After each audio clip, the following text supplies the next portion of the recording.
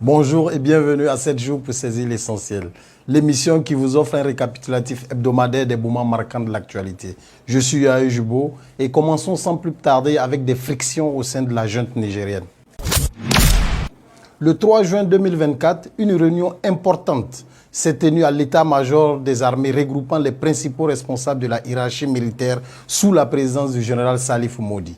L'objectif était d'examiner le renforcement du partenariat avec la Fédération de Russie, notamment en envisageant un déploiement potentiel des mercenaires russes de Wagner dans le cadre de la lutte contre le terrorisme. Malgré des débats houleux, longs et l'absence de consensus, un accord stratégique militaire renforcé a été signé à Moscou le 16 au 19 janvier 2024 par le Premier ministre Lamine Zen et le général Salif Modi. Les tensions au sein de la junte prennent une ampleur de plus en plus croissante qui se manifeste à travers la formation de deux camps distincts. D'un côté, les généraux Salif Modi, ministre de la Défense, et Mohamed Toumba, ministre de l'Intérieur, ainsi que le colonel Suleiman Balarabe, directeur général de la DGDSE, favorables à l'arrivée de Wagner. D'un autre côté, le général Moussa Salaw Barmou, chef d'état-major des armées, s'oppose catégoriquement à cette orientation, défendant le partenariat avec les États-Unis auquel il est étroitement lié.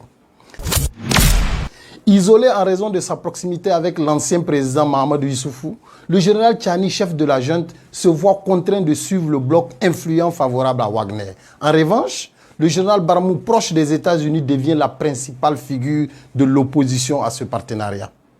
Le général Barmou, perçu comme une menace par le général Tchani, exprime son refus énergique contre l'arrivée de la société militaire privée russe Wagner. Cette opposition alimente les tensions au sein du CNSP, polarisé entre ces deux qui cherchent à diversifier les partenaires militaires et ceux qui restent attachés à des partenariats historiques.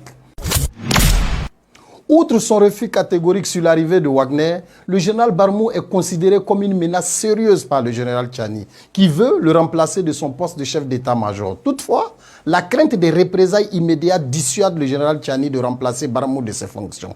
Les récentes bavures de Tiawa et Kolo ont voulu servir de prétexte d'ailleurs pour son limogeage avant que Tchani ne fasse machine arrière.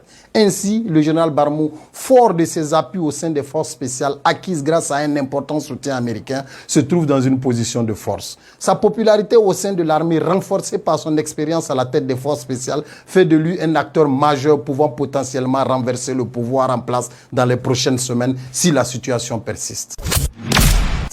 En conclusion, la situation au sein de la junte nigérienne est tendue, avec des clivages profonds autour des alliances internationales potentielles.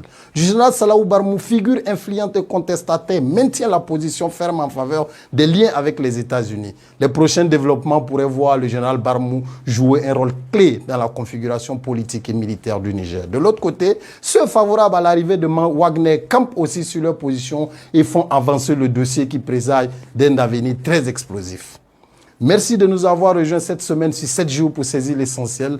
Nous vous donnons rendez-vous à la semaine prochaine pour de nouvelles analyses. Bon dimanche, à la semaine prochaine. Que Dieu bénisse le Niger.